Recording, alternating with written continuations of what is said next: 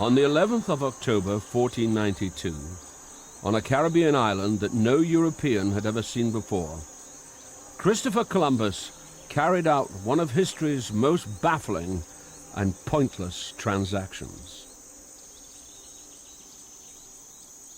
He and his landing party had met some natives who were blissfully unaware that Columbus had renamed their island San Salvador and had claimed it on behalf of the Spanish monarchy. The natives gave Columbus beads, fruit, and some dried leaves. In return, Columbus gave them a pair of red hats.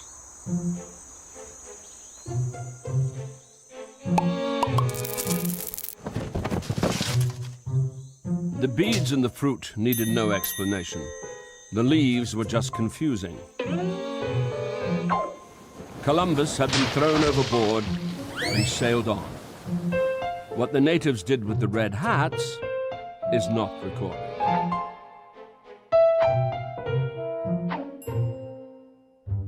And it wasn't just the leaves.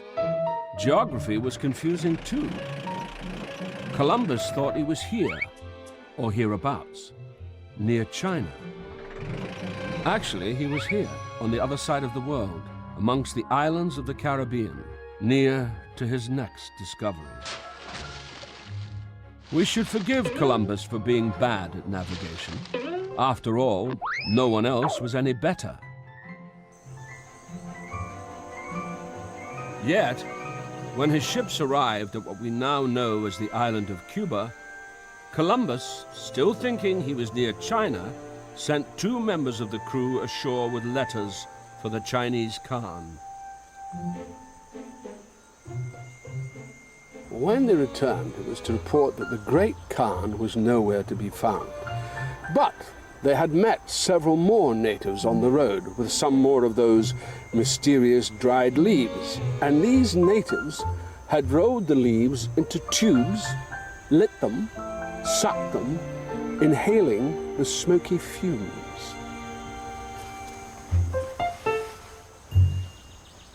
The 2 men had tried some and liked it. It filled them with a sense of energy, well-being. Tobacco, the natives called it. At least, that's the word Columbus's men had heard. The name stuck. And so did the habit. What Columbus's men had seen and smoked was a kind of tobacco as domesticated as any dog. It only survives as a pure strain through cultivation, and archaeologists have traced its cultivation all the way back to the highlands of Peru in 2000 BC.